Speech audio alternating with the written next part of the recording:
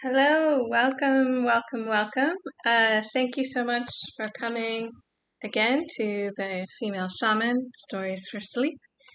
And today's episode will be a little bit shorter as I'm traveling and I'm in Greece and I wrote a short story, a personal story of transformation I've been meaning to write for my blog and the people I work with.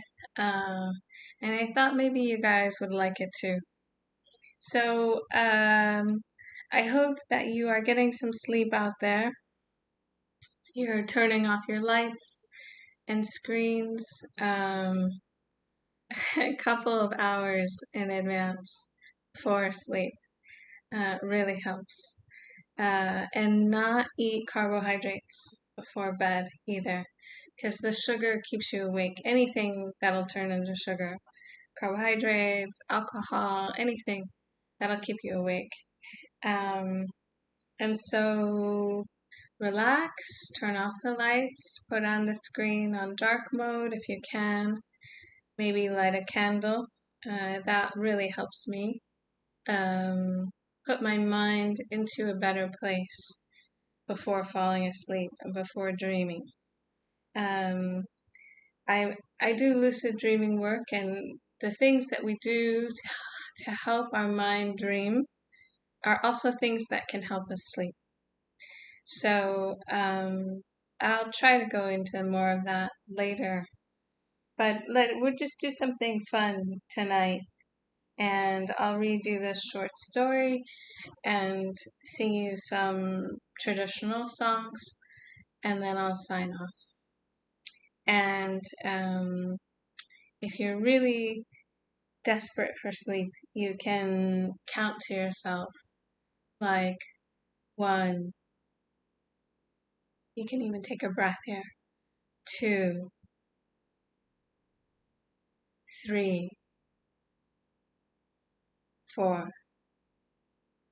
Falling deeper and deeper into sleep. And let's start our story. Personal story of transformation. Is a vine lost? Finding yourself. The healing and forgiveness of ivy.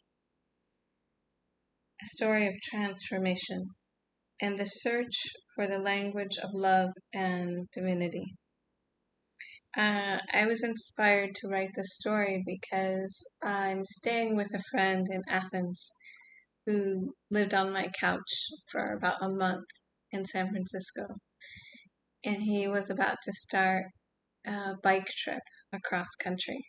And he did. He biked all the way across country and then biked across Europe. And this was 8 years ago. And he made this comment that he was so surprised at the shamanic work that I do and how well I was doing, because at that time he said I seemed lost, which really irritated me, but I was in a difficult place, certainly, with my sister, but I was sad, but I wasn't lost. But other people see you as they see you. So it begins with a quote. Wittgenstein, the philosopher, said, "The limits of my language means the limits of my world." Perhaps because I'm an ancient and modern, parentheses, neo-modern. I'm trying to make a joke there about modernity. Maybe it's not very funny. Greece. I want to start my personal story with the gangs of my 13th year of birth. The gang name was the Latin Kings. The groups of thin, handsome young men who patrol the beaches and street corners remind me of a home that doesn't exist anymore. A home called the past.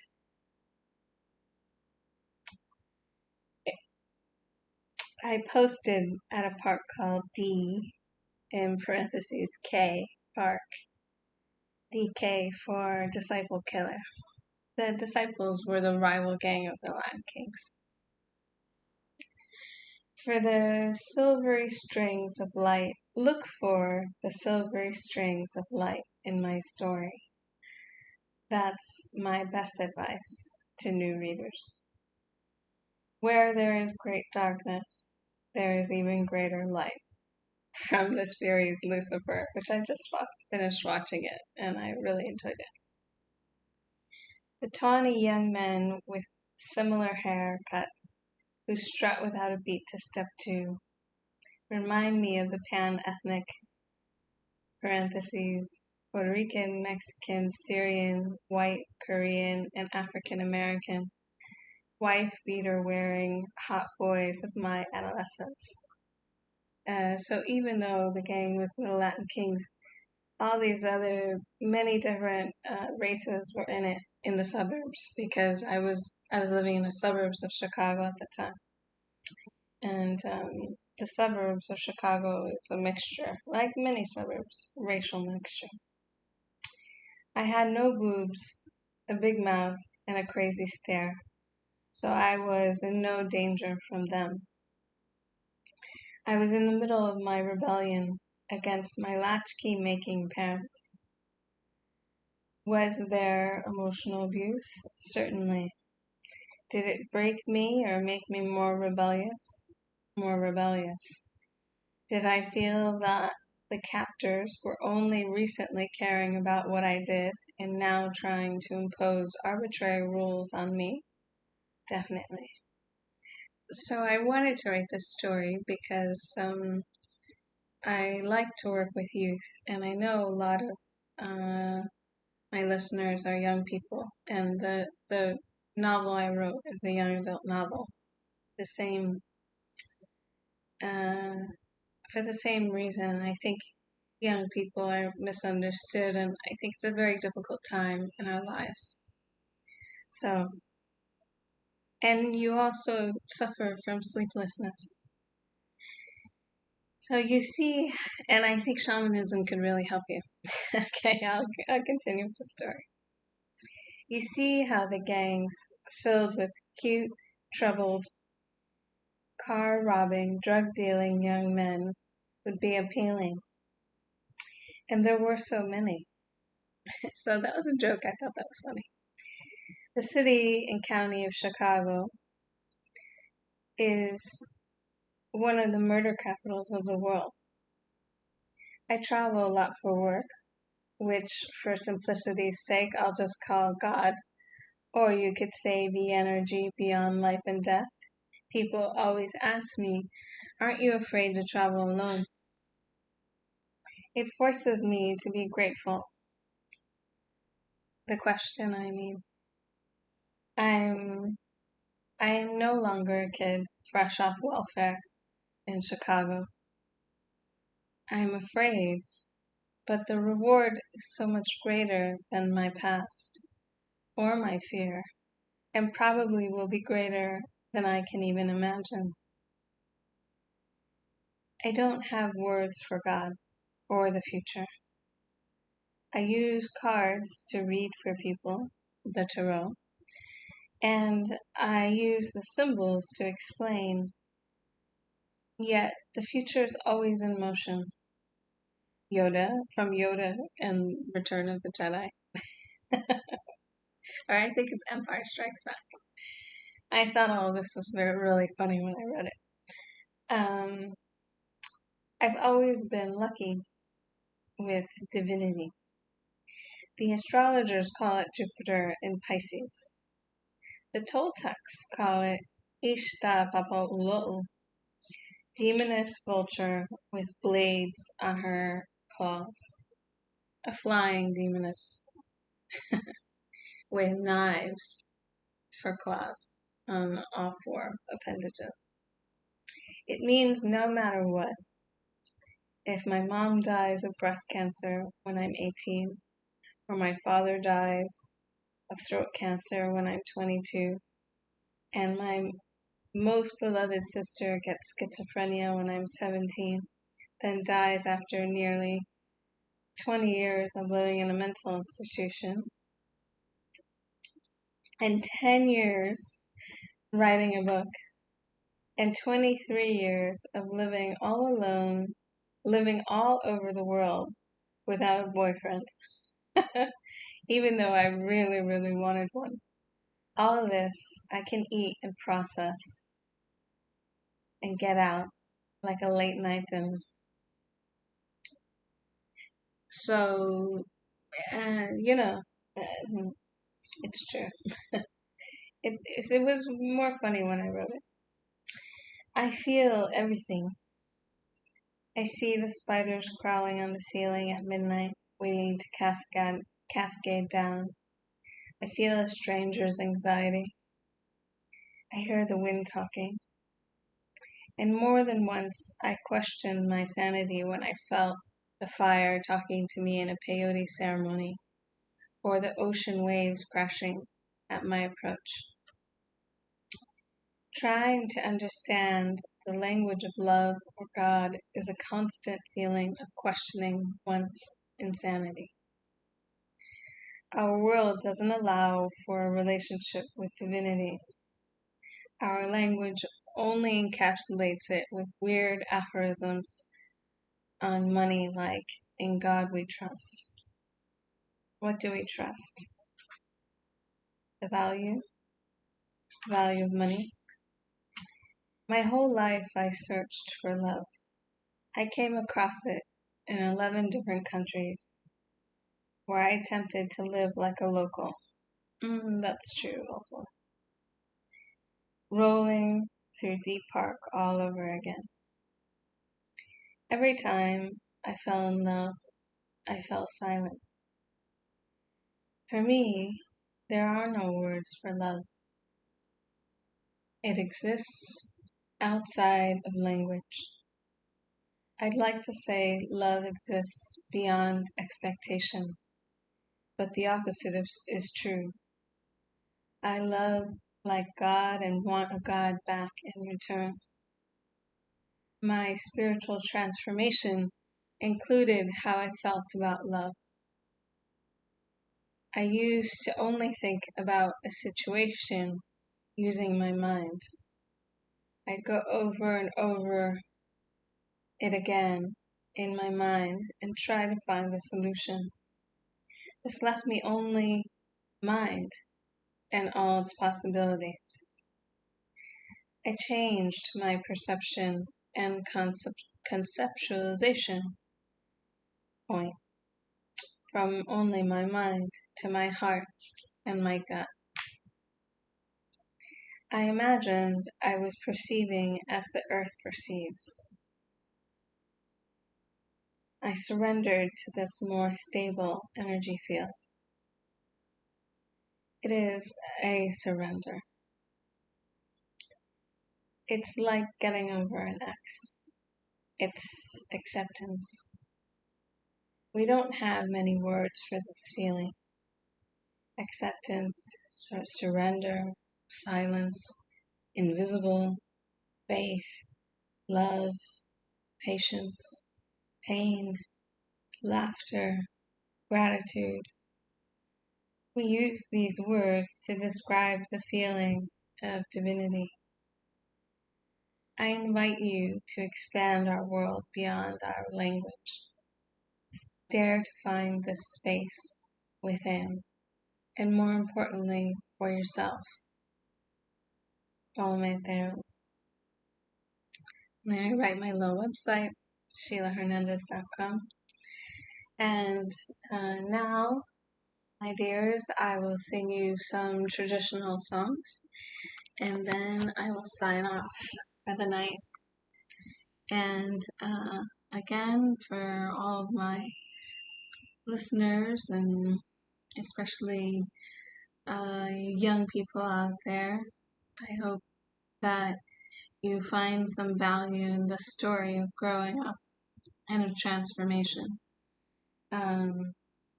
Because transformation is always there for us. And when you're younger, I think it's a little more um, apparent. Society expects you to change, and you want to change, but it's difficult.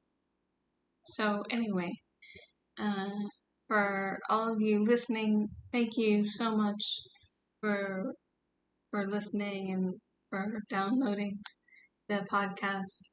I appreciate it. It really lights me up and warms me up to know that maybe this podcast can help people. And we can talk more about shamanism, and hopefully people can find some sleep. So the first song will be for Mother Earth, Donansi. And then in the Mexican shamanic tradition that I study, which is related to the dance, the danza azteca, we do things in four. So I'll sing 4 songs for you. So, way donan sin, way donan sin, way donan sin, way donan sin. Ipani muani toyo lotatsin, tlaso kamati donansin. Ipani muani toyo lotatsin, tlaso kamati donansin. Way donansin, donansin, way donansin.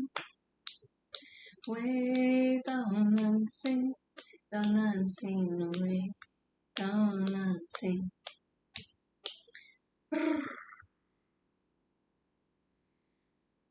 That's for Mother Earth, so that you feel safe here on the earth, sleeping on the earth, and so that you can cultivate earth perception. And the next song is called Teocat, which means house in Nahuatl. And it's for your sense of home, which is really your body, feeling that sense of home in your body so that you feel safe, fall asleep, that things are going to be okay. You can fall asleep. Teoka, Teoka, Iglawika, Hiena Hene. Teoka, Teoka, Iglawika, Hiena Hene. Teoka, Teoka, Iglawika, Hiena Hene. Teoka, Teoka, Iglawika, Hiena Hene. Teoka, Teoka, Iglawika, Hiena Hene. Teoka, Teoka, Iglawika, Hiena Hene.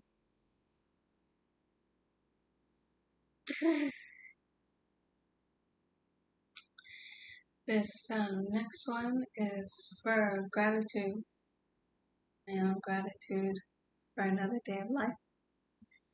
And the word in Nahuatl is Tlasukamati.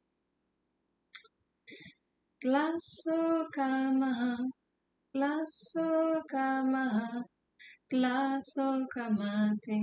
Hey, yeah, yeah, yo, hey, yeah, yo. Tlasukamah, Tlasukamati. Ometeyo, hiena, hene. Tlasukamah, Tlasukamah, Tlasukamati. Hey, yeah, yo, ometeyo. Tlasukamah, Tlasukamati. Ometeyo, hiena, hene. Leniteyo, leniteyo.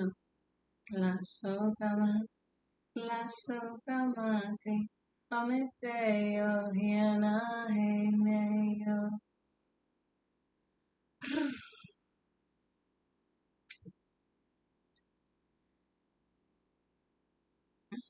Last song is about how human beings are like flowers and to protect us as a flower so that we may flower. And the flowering is a metaphor for spiritual blossoming. Chekie waisochi, chekie wampano yola, pampani nisla sola,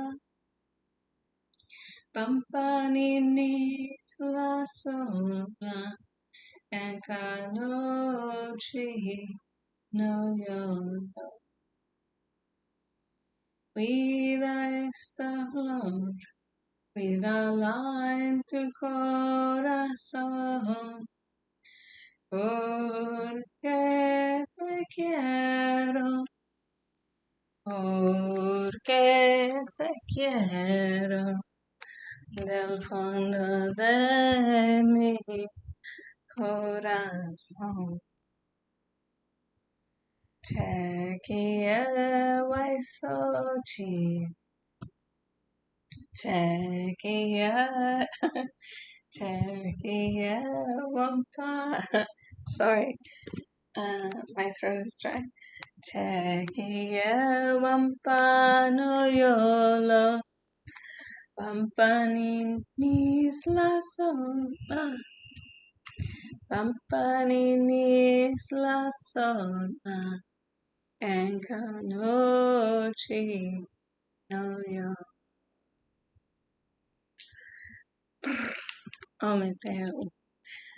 Okay, thanks again for listening. Sorry about my voice. I've been swimming all day. Okay, sending big love to you all. Bye.